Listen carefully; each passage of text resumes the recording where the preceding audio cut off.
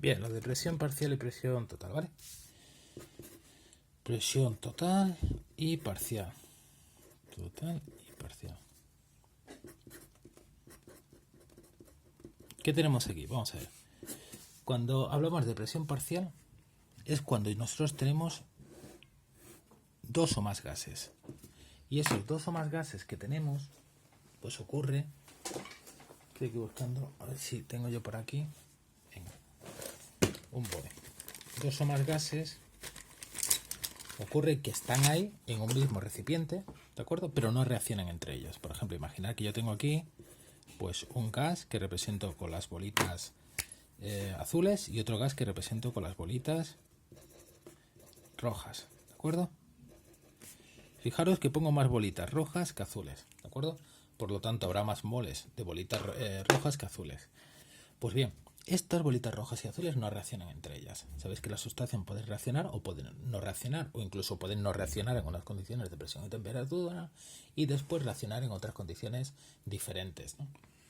Bien, pues aquí podemos decir, ¿vale? La presión total que se ejerce en este recipiente va a ser igual a la suma de la presión de cada una de las partículas. Pero tenemos que definir lo que es la presión total, parcial. La presión parcial, ¿vale? Se habla cuando yo tengo, ya os digo, una mezcla de dos o más gases que no reaccionan. Entonces, la presión parcial de un gas, ¿vale? Pongamos que las bolitas estas azules sean nitrógeno, ¿vale? Se define, ¿vale? Lo tengo yo aquí, ¿vale? Por eso os lo voy a leer, ¿de acuerdo? En una mezcla de gases que no reaccionan químicamente, estoy en la página 64.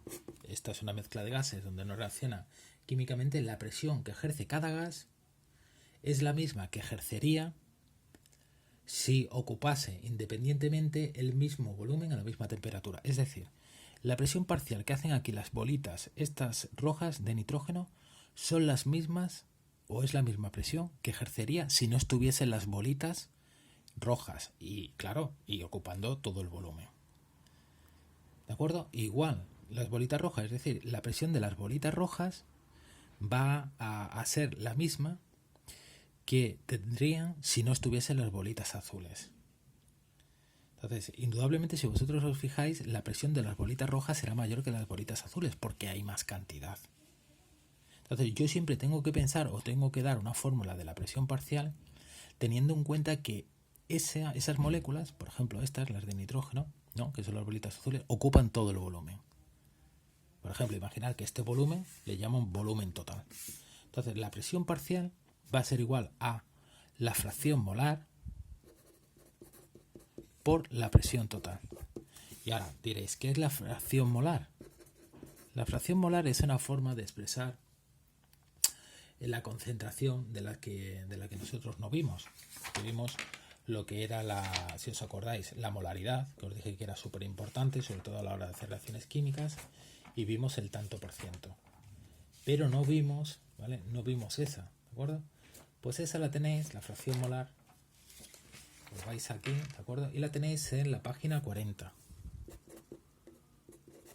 ¿Vale? Entonces, la fracción molar en la página 40 te dice que es igual a un cociente entre el número de moles de esa sustancia. Por ejemplo, si yo digo que voy a calcular la fracción molar del nitrógeno, sería igual al número de moles de nitrógeno partido el número de moles totales. En este caso, pues si nosotros hemos dicho que hay dos tipos de bolitas, pues esto sería el número de moles de nitrógeno partido, imaginar que las bolitas rojas, pues digo que son moléculas de hidrógeno, ¿vale? Pues sería igual al número de moles de nitrógeno partido número de moles de nitrógeno más número de moles de hidrógeno.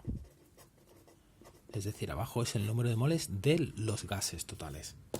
Entonces, ¿cuál va a ser la presión parcial del nitrógeno? Que se pone así.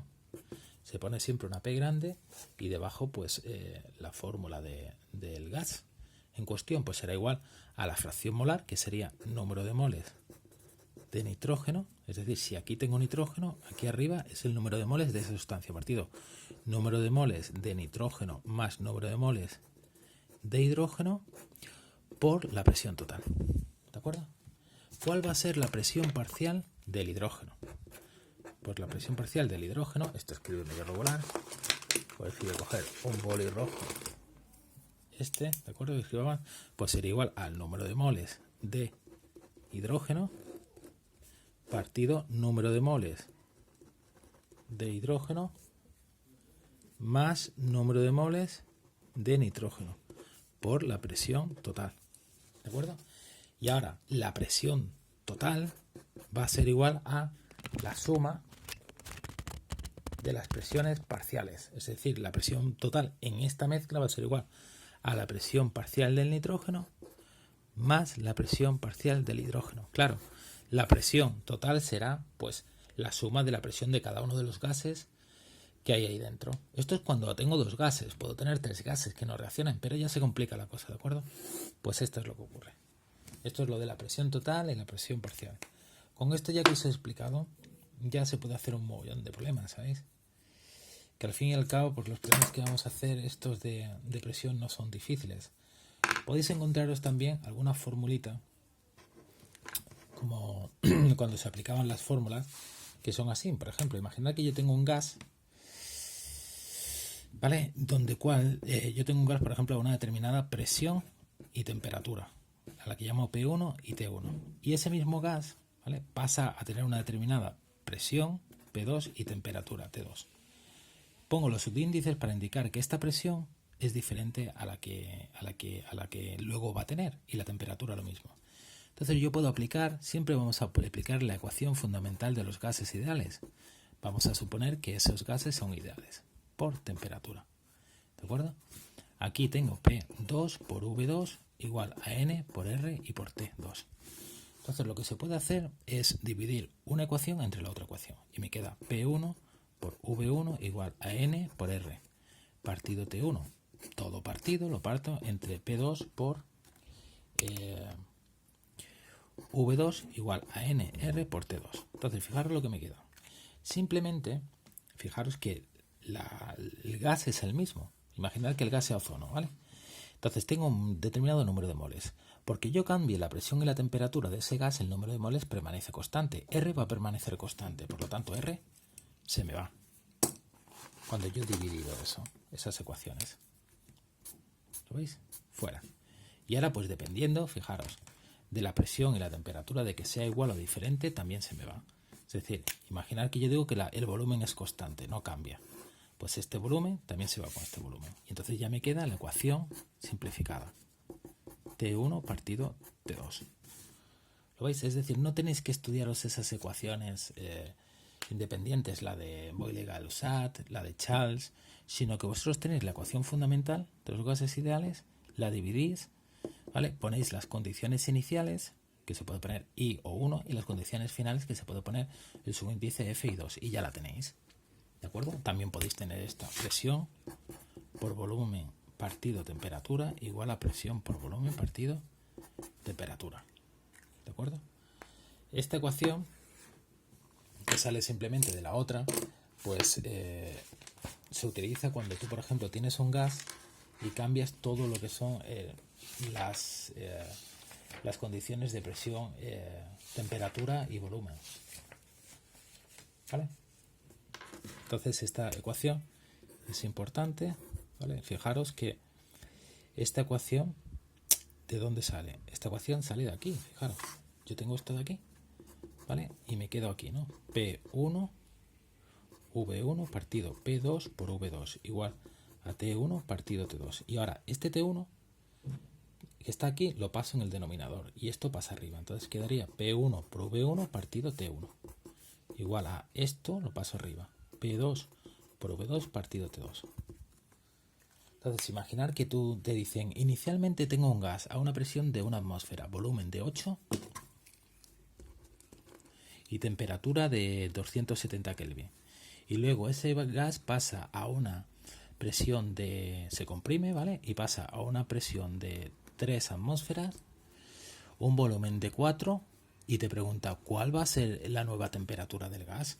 Pues es como siempre, tienes una ecuación, te la tienes que saber y tienes que tener una única incógnita. Y la despejas y ya está. Si esto está en una determinada unidad, por ejemplo en atmósfera, esto tiene que estar en atmósfera, indudablemente. Si esto está en litros o metros cúbicos, esto tiene que estar en metros cúbicos.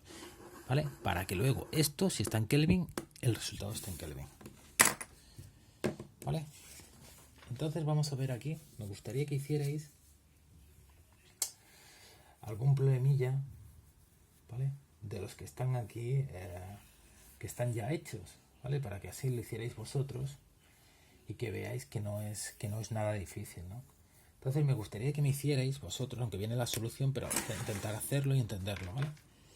El ejercicio 9 de la página 66 y el ejercicio, ¿vale?